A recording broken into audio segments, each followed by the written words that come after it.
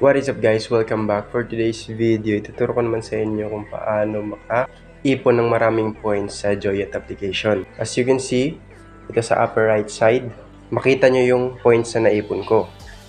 213,951 points. So ituturo ko sa inyo kung paano ko nga ba yan na-gain. But before we continue this tutorial, kung bago pa lang sa channel, hiniling ko po ang inyong mga kamay para i-subscribe ang channel na ito and don't forget to hit the notification bell para lagi kang updated sa aking mga panibawang videos na i-upload.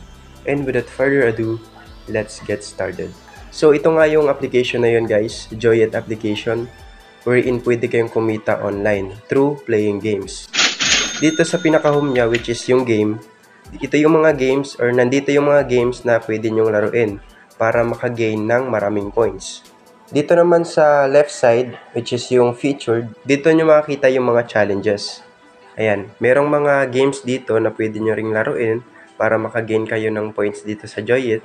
Ito, merong 190 points. Maraming 190 points dito. Merong 4,000 maximum. Merong 16,000. Merong 1,500. And 1,150 points. So, yun yung mga equivalent points na meron sa mga games na to. So, dito sa 190 points maximum, di nyo na need i-download yung games na yon. Pindutin nyo lang yung challenge na yan, mapupunta na kayo sa mismong game na yon. Doon naman sa above 190,000 points, which is yung 4,000, 16,000, tsaka 1,500. Dito naman kasi, kailangan nyo pang i-download yung mismong game na yon para malaro nyo siya. Para magawa nyo yung task. Pindutin nyo yung go, then madadirect kayo dun sa Play Store or any source na pwede nyo siyang i-download. So, ganun lang yung featured. So, yung advice ko sa inyo, kailangan yung tapusin ito kahit sa 190 points lang. Kailangan yung tapusin yan everyday. 27, din yan, 190 points. So, 27 times 190, malaki na din yun. So, laking tulong na din yun para makagain ka ng maraming points dito sa Joyet. Kasi everyday, magsiset yan ng panibagong task. So, pwede nyo ulit laruin yung lahat ng games na yon.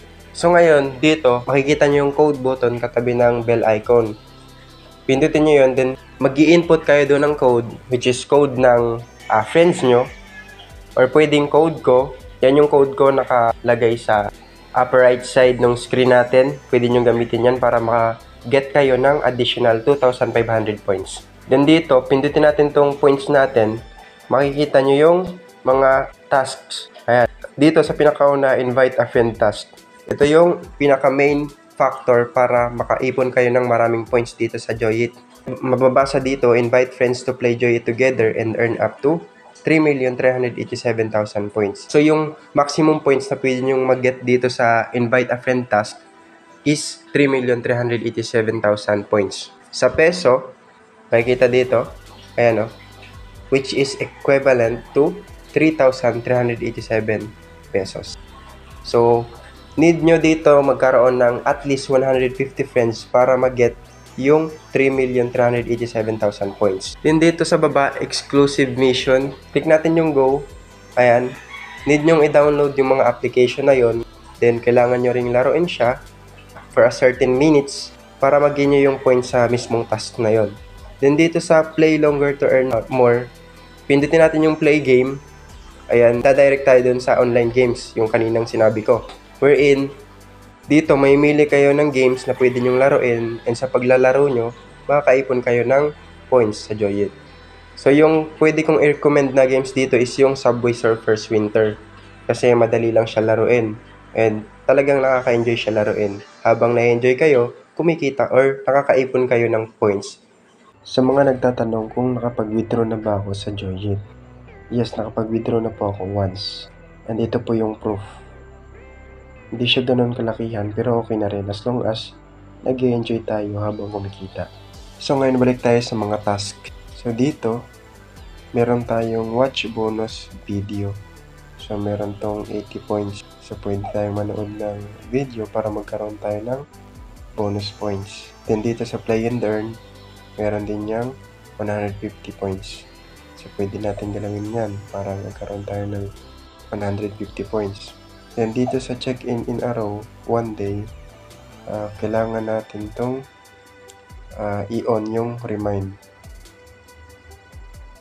Yan, dapat naka-on yan para ma-remind tayo everyday na mag-check-in sa Joyet app. Kasi sayang din yung additional points na nagigain natin or magigain natin dito sa check-in. Yung dito sa baba niya, to earn points, dun lang din yan sa featured kanina. Yan, dun lang din yan. So, bali, ganun lang yung tips para makaipon ng maraming points dito sa Joyet app. So, hanggang dito lang video nito, sana nakatulong. Have a nice day. Thank you and goodbye. Peace out.